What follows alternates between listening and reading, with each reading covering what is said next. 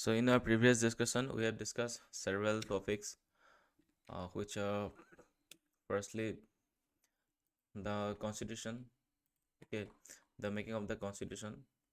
ঠিক আছে প্ৰথমতে আমি চালোঁ কি constitution framework and then constitution ফ্ৰেমৱৰ্কতে আছিলে যিমানখিনি আমাৰ ৰেগুলেটিং আছিলে অল গভৰ্ণমেণ্ট ইণ্ডিয়া এক্টৰ পৰা আৰম্ভ কৰি একদম ইণ্ডিপেণ্ডেঞ্চ এক্ট 1947 লাগে তাৰপিছত চালোঁ আমি আমাৰ constitution making of the constitution chronological wise তাৰপিছত মেজৰ কমিটি ড্ৰাফটিং কমিটি তাৰপিছত চেলেঞ্জ ফিচাৰ্ছসমূহ চালোঁ আমাৰ কনষ্টিটিউশ্যনৰ চ'ৰ্চসমূহ ক'ৰ পৰা বৰগ হৈছে কোনখন কাণ্ট্ৰি কনষ্টিটিউশ্যনৰ পৰা বৰগ হৈছে সেইখিনি চালোঁ তাৰপিছত প্ৰিএম্বল চালোঁ প্ৰিএম্বলৰ গোটেইখিনি আমি কিৱৰ্ডছখিনি আমি মিনিংকেইটা চালোঁ তাৰপিছত ইয়াৰ লগতে নেক্সট চালোঁ আমি ইউনিয়ন টেৰিটৰী ইয়াৰ পৰা আৰ্টিকেল আৰম্ভ হৈ গৈছিল ইউনিয়ন টেৰিটৰীক আমাৰ ষ্টেট কেনেকৈ ফৰ্ম কৰা হয় নতুনকৈ ষ্টেট ফৰ্ম কৰিবলৈ ইণ্টিগ্ৰেট কৰিবলৈ কি কৰা হয় কোনটো আৰ্টিকেল ব্যৱহাৰ কৰা হয় তো গোটেইখিনি চালোঁ ইয়াৰ লগত যোনখিনি জড়িত থকা কমিটিখিনি চালোঁ ঠিক আছে তাৰপিছত নতুন ষ্টেট কেনেদৰে ফৰ্ম কৰা হৈছিল লিংগুইষ্টিক বেচিছত কিমান চনত সেইখিনি চালোঁ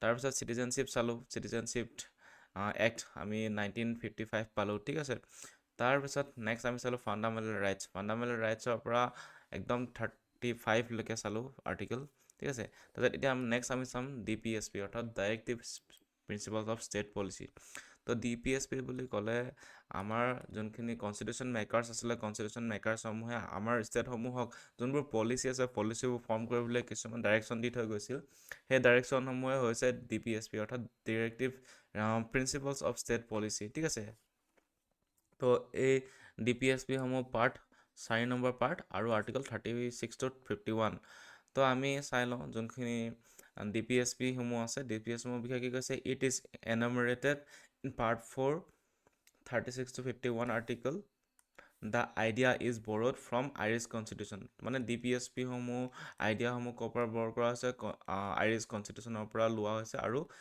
এই আইৰিছ কনষ্টিটিউশ্যনে ক'ৰ পৰা লৈছিলে স্পেনিছ কনষ্টিটিউশ্যনৰ পৰা কপি কৰিছিলে ঠিক আছে তো এইটো পাৰ্ট 4ত আছে আৰ্টিকেল 36 to 51 ইম্পৰ্টেণ্ট তাৰপিছত হৈ গ'ল DPSP because the DPSP denotes the ideals of the state should keep in mind while formulating policies and enacting laws যেতিয়া ষ্টেট এখনে পলিচিসমূহ বনায় আৰু লসমূহ ইনেক্ট কৰে তেতিয়া এই DPSPৰ যোনবোৰ আইডিয়ালছ আছে সেইবোৰ মানে ফ'ল' কৰাটো উচিত বুলি কৈছে এইটো কিমান চনত কুৱেশ্যন আহিছিলে এইটো UPSC 2013ত কুৱেশ্যন আহিছিল ঠিক আছে তো কৈছে যে the DPSP directive principle resembles the instrument of the instruction enumerated in the Government India Act 1935 যোনটো GOI Act আছিল 1935ত ইতিমধ্যে আমি পঢ়িছোঁ তাত ইনষ্ট্ৰুমেণ্ট অফ ইনষ্ট্ৰাকশ্যন বুলি একখিনি লিখা আছিলে তো সেইখিনিয়ে DPSPৰ লগত মিলিত মানে ৰিজেম্বলছ আছে বুলি কৈছে they embody the concept of welfare state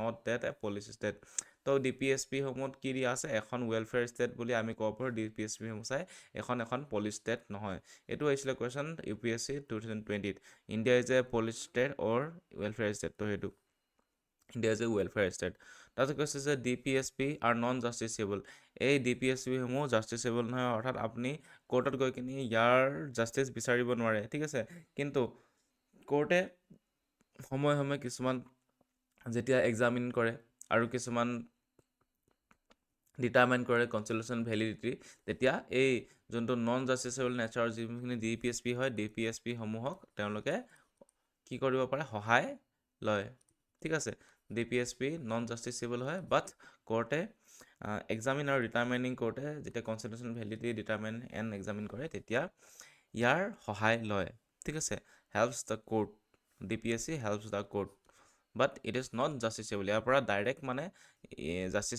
justice দিব নোৱাৰি DPSP does not constitute limitations upon the legislative or executive functions however it guidelines state গতিকে DPSP এনেকুৱা নহয় যে য'ত এটা লিমিটেশ্যন প্ৰভাইড কৰি দিব এটা লিমিটেশ্যন মানে কি ডিমেৰিটছ আইন দিব নহ'লে লিমিট এটা লগাই দিব যে ইমানখিনি বাউণ্ডেৰীৰ ভিতৰতে গোটেই পলিচিছ ফৰ্ম কৰিব লাগিব বাট এই DPSPসমূহে এটা গাইডলাইন প্ৰভাইড কৰে ষ্টেটসমূহক ঠিক আছে পলিচি ফ্ৰেম কৰিবলৈ আৰু 36 আৰ্টিকেলত কি লিখা আছে ষ্টেটৰ বিষয়ে মানে ডিফাইন কৰা আছে আৰু আৰ্টিকেল 37ত লিখা আছে যে it shell B the duty of the state to include the DPSP directives ইণ্ডিয়াৰ পলিচিছ। তো এইটোৱে আৰ্টিকল 36ত ষ্টেটৰ টাৰ্মৰ বিষয়ে ডিফাইন কৰা আছে, আৰু 37ত কৰা হৈছে যে যেতিয়া মানে কি এখন ষ্টেটৰ ডিউটি হয় যেতিয়া পলিচিছ বনায় তেতিয়া DPSPৰ যোনখিনি ডাইৰেকশ্যনছ সেইবোৰ মানে ফ'ল' কৰিব লাগে, ঠিক আছে।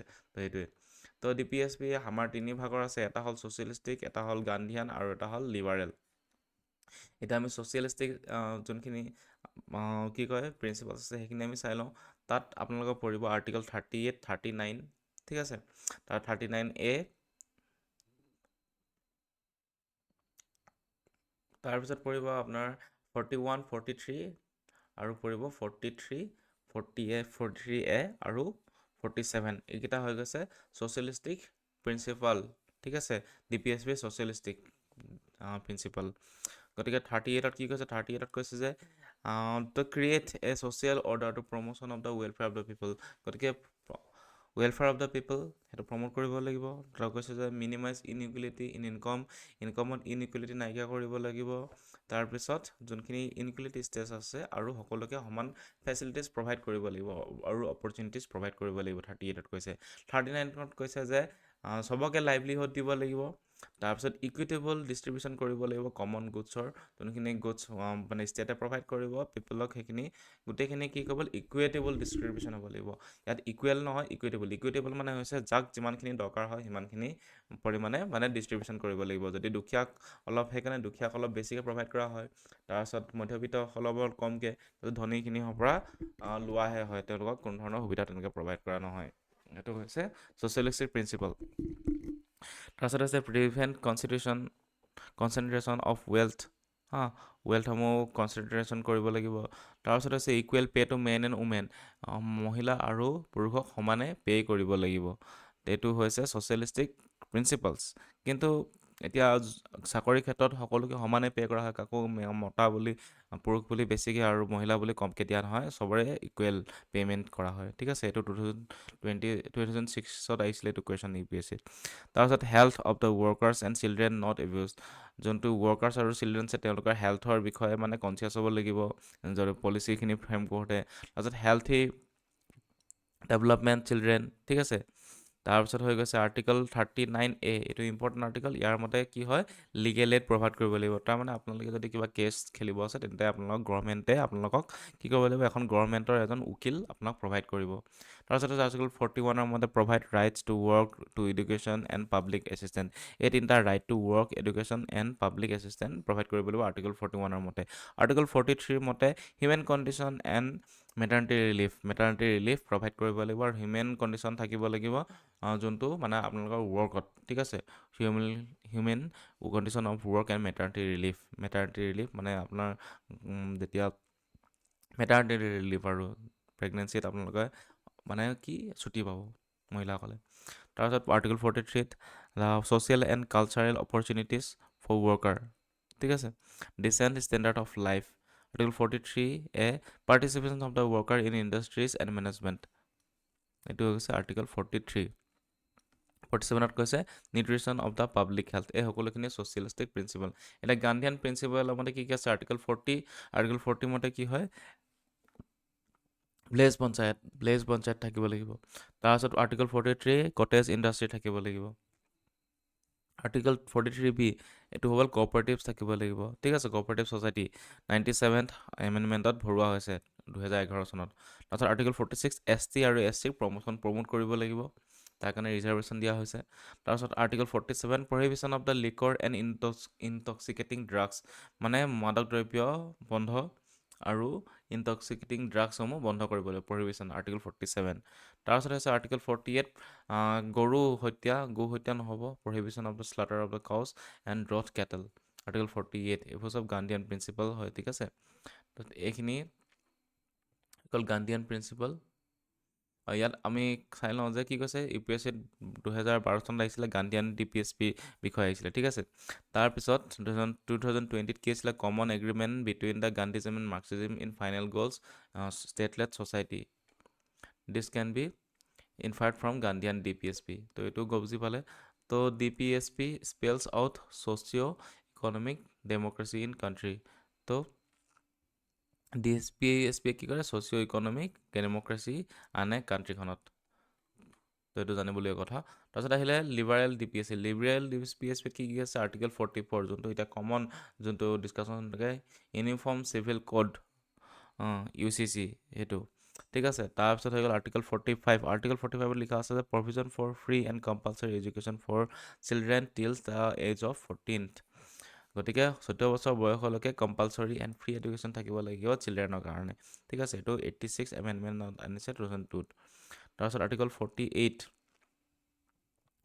লিখা আছে যে organisation of the agriculture and animal husbandry article 48A আছে safeguards of the forest and wild life 42 MN এই যিমানখিনি এমেণ্ডমেণ্ট থকাকেইটা আছে গোটেইখিনি আৰ্টিকেলখিনি মনত ৰাখিব লাগে এইখিনি মনত থ'বই লাগিব বাকীকেইটা মনত থ'লেও নথ'লেও এই যোনখিনি লিখা আছে আৰ্টিকেল লিখা আছে এইকেইটা মানে ইম্পৰ্টেণ্ট হয় ঠিক আছে আৰ্টিকেল 45 কি লিখা আছে কম্পালচৰি এডুকেশ্যন টিল 40 এজ ঠিক আছে তাৰপিছত হ'ল 48A safeguards of the forest wild life এইকেইটা মানে ইম্পৰ্টেণ্ট আহিছে মানে প্ৰিভিয়াছ ইয়েৰ কুৱেশ্যন ঠিক আছে তাৰপিছত হৈ গ'ল preserve movements and historical interest তো যোনখিনি আমাৰ মনুমেণ্টছখিনি আছে গোটেইখিনি আমি প্ৰিজাৰ্ভ কৰি ৰাখিব লাগিব আৰ্টিকেল 49ৰ মতে তাৰপিছত হৈ গ'ল আৰ্টিকেল 50 মতে ছেপাৰেট জুডিচিয়াৰী ফ্ৰম এক্সিকিউটিভ এইটো হৈ গ'ল আৰ্টিকেল 50 আমাৰ জুডিচিয়াৰী আমাৰ এক্সিকিউটিভৰ পৰা ছেপাৰেট থাকিব দুটা বডি বেলেগ বেলেগকৈ কাম কৰিব ঠিক আছে এটা ইটোৰ লগত মানে মিলি নাথাকিব তাৰপিছত হৈ গ'ল promotion international peace and security এইটো হৈ গ'ল লিবাৰেল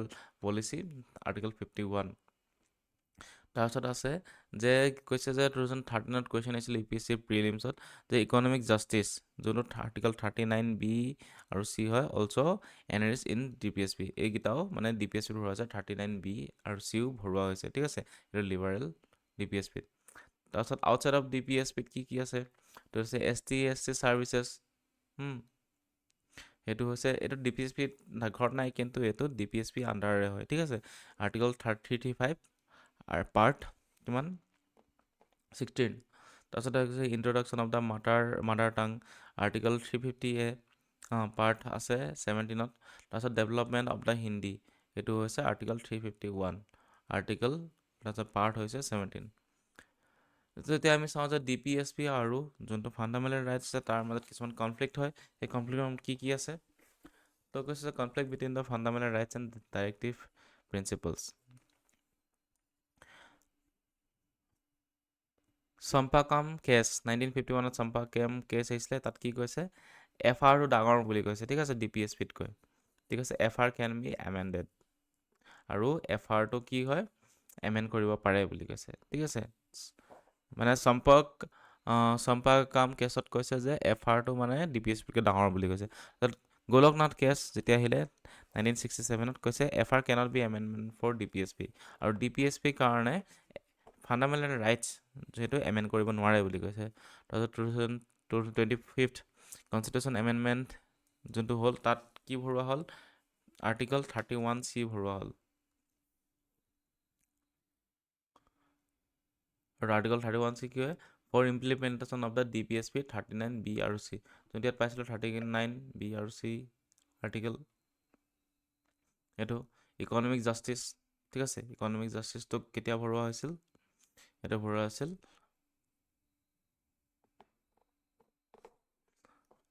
ইমপ্লিমেণ্টেশ্যন কৰিবলৈ কাৰণে এই 25th কনষ্টিটিউশ্যন এমেণ্ডমেণ্টত ইনচাৰ্ট কৰা হৈছিল 31C আৰু 39BC ইমপ্লিমেণ্ট কৰিবৰ কাৰণে তাৰপিছত FR কেন বি এমেণ্ডমেণ্ট কৰা হৈছে FR এমেণ্ড কৰিব পাৰে তাৰপিছত cannot be challenge in court আৰু কোৰ্টত চেলেঞ্জ কৰিব নোৱাৰে সেইটো কথা কোৱা হৈছে তাৰপিছত কেশৱনাথ ভাৰতী কেছত কি কৈছে সেইটো হৈছে যে যোনটো ছেকেণ্ড প্ৰভিজন আছিলে সেইটো খতম কৰি দিলে ঠিক আছে যোনটো FR cannot be amendment for DPSP বুলি কৈছিলে যে সেইটো মানে কি কৰি দিলে কেঞ্চেল কৰি দিলে তাৰপিছত কৈছে 42nd কনষ্টিটিউশ্যন এমেণ্ডমেণ্ট এক্টৰ মতে কি DPSP মানে FRতকৈ ডাঙৰ বুলি কৈছে ঠিক আছে তাৰপিছত মিনাৰ্ভা মিল কেছ যোনটো হ'ল 1980 তাত কৈছে যে FR superior to DPSP however DPSP 39B 39C তো সেইটো ডাঙৰ ঠিক আছে FR 14 আৰু 19তকৈ তো এইখিনি তাৰপিছত FR সুপ্ৰিম অভাৰ DPSP আৰু parliament can be amend for DPSP তো ক্লাছত এইটো ৰিজাল্ট ওলালে যে DPSPতকৈ FR ডাঙৰ হয় ফাণ্ডামেণ্টেল ৰাইটছ ডাঙৰ হয় আৰু parliament can be amendment for DPSP আৰু পাৰ্লিয়ামেণ্টে এই DPSPসমূহ এমেণ্ডমেণ্ট কৰিব পাৰিব। ঠিক আছে, তো এইখিনি আছিলে আমাৰ DPSP।